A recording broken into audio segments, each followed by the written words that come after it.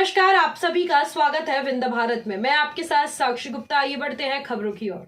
समाज में अध्यात्म के माध्यम से नैतिकता का निस्तार हेतु रामकथा समिति रीवा द्वारा संत शिरोमणि ठुरहा महाराज की भजन स्थली छलबदरी धाम में नवनिर्मित भवन तुलसी घाट में अनंतकालीन रामकथा का चैत्र रामनवमी से शुभारंभ। रामकथा समिति के लगभग 25 वर्षों के निरंतर प्रयास एवं संत ठुरहा बाबा की इच्छा से यह अवसर रीवा वासियों को मिलेगा। रामकथा प्रतिदिन 4 से 6 बजे तक अनंत काल तक चलती रहेगी। 11 सितम्बर को तुलसी घाट प्रतिष्ठा समारोह का समापन व विशाल भंडार होगा।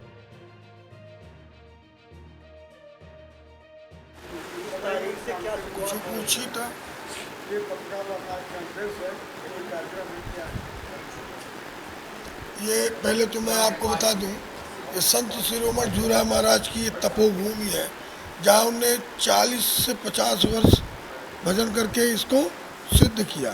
सामने उनका समाधि स्थल है। जब भी इसका निर्माण हुआ तो उन्हीं की इच्छा थी कि मंदिर वो है जो मंदिर बोले। तो हम लोगों से कहा कि मंदिर बना रहा है वो इसके बोलने की व्यवस्था करो। अब वो नहीं है, समाधि ले लिए, लेकिन हम लोगों को जो जिम्मेदारी दी गई उसको पूरा करने के लिए उसी क्षेत्र में ये भवन बनाया और इसका नाम रखा हम लोगों ने तुलसी घाट। और इस तुलसी घाट में अनंतकालीन राम कथा शुरू होने जा रही है। हरि अनंत हरि कथा अनंता कहानी सुने बहुविध सब संता। विश्व का पहला ये संकल्प है अनंतकालीन राम कथा। अनंत काल से जो कथा कही जा रही है, अनंत काल तक जो कथा कही जाएगी, उसका ये आयोजन है। और इसकी एक प्रमुखता, विश्व का जितना बड़ा विद्वान है सब वो यहाँ कथा करेगा यहाँ आके। और जिसने यहाँ कथा नहीं करेगा, जो यहाँ तुलसी घाट में कथा नहीं करेगा, उसको देश कथाकार नहीं मानेगा। तो सब लोग आएंगे, बड़े बड़े कथाकारों से। धीरेन्द्र ब्रह्मचारी जी के पास में गया था इसके उद्घाटन के लिए कि 17 तारीख को आप आके इसका शुभारम्भ करिए। तो बोले जन्मदिन भगवान को बनाना, और में इतने लोग आ जाएंगे, कैसे संभव है। मैं जनवरी 2025 में वहाँ चल के 5 दिन या 7 दिन जितना टाइम मिलेगा मैं कथा करूँगा। रामभद्राचार्य जी यहाँ कथा करके गए। युग तुलसी पंडित राम किंकर महाराज जी ने 2001 में 30 दिवसीय राम कथा का शुभारम्भ किया। रामभद्राचार्य जी ने ये किया। डॉक्टर श्यामदास जी ने ये यहाँ आके कथा की। पूज्य सनकादिक महाराज जी ने 2 बार यहाँ 108 कुंडी यज्ञ किया। और 3 बार ये रामकथा समिति ने 30 दिन का रामकथा का यहाँ आयोजन किया।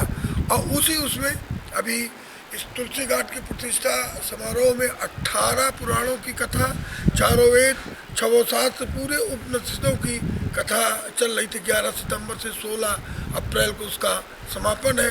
यहाँ 10 विद्वान वेदाचार्यों ने वेद का पाठ किया, उपनिषदों का पाठ किया। हमारे डॉक्टर ब्रजेश शास्त्री जी हैं, उपनिषदों का ये पाठ कर रहे हैं। कल इसका समापन होगा, भगवान का जन्मोत्सव होगा और विशाल भंडारे का आयोजन होगा। और ये हमारे संत ठुरहा महाराज की एक कल्पना थी कि मंदिर बोले, और कैसे बोले, भगवत चर्चना हो, जहाँ समाज की नैतिकता का विस्तार अध्यात्म के माध्यम से तुम लोग करो। अध्यात्म ही एक ऐसा विषय है जो लोगों को आत्मचिंतन करने के लिए प्रेरित करता है। और उसके लिए सबसे बढ़िया ग्रंथ विश्व में अगर कोई ग्रंथ है इतना सरल तो रामचरितमानस है। तुलसी घाट हम लोगों ने नाम दिया। हमको तुलसी से बड़ा नाम इस दुनिया में कोई नहीं लगा। आप कहेंगे कैसे? तो तुलसीदास जी ने रामचरितमानस लिखा। रामचरितमानस उनका इतना लोकप्रिय हुआ कि लाखों लोग लाखों रुपए रोज कमा रहे। इतना बड़ा उद्यम गोस्वामी जी ने दिया और इतना सटीक है वो कहते हैं 6 शास्त्र सब ग्रंथन को रस। तो बिल्कुल ठीक बात। तो उसको सिद्ध करने के लिए मैंने आचार्य जी से कहा कि पुराण का पाठ करिए। मैं रोज़ उन पुराणों को सुनता हूँ और इसके बाद जब रामचरितमानस की ओर जाता हूँ तो हम कहते हैं कि सबसे अच्छा ये, इसमें सब है। इतना समुद्र तैरने की बहुत ज़रूरत नहीं है।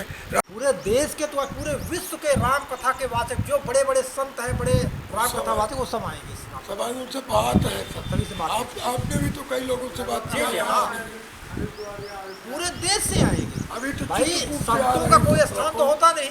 कोई संत चित्रकूट में है तो कोई हरिद्वार में है तो कोई प्रयागराज में है तो कोई काशी में है। पूरे देश में जितने संत हैं राम कथा वाचक, वो सभी यहाँ आएंगे। उनका समय अभी नहीं है, जिनको जब समय मिलेगा अपने समय के हिसाब से आएंगे। जिनको लोग अभी जानते नहीं हैं, लेकिन रीवा कभी विद्वानों से खाली नहीं था और भविष्य में ये आशा करते हैं कि विद्वानों से खाली नहीं होगा। इस प्रकार से यहाँ पर जो है ये अनुष्ठान और संस्कृत विद्यालय, वेद विद्यालय और कथा मंच ये बन ही गया है। ये अनवरत यहाँ राम कथा चलती रहेगी, ऐसा जो है सब लोगों से प्रार्थना है।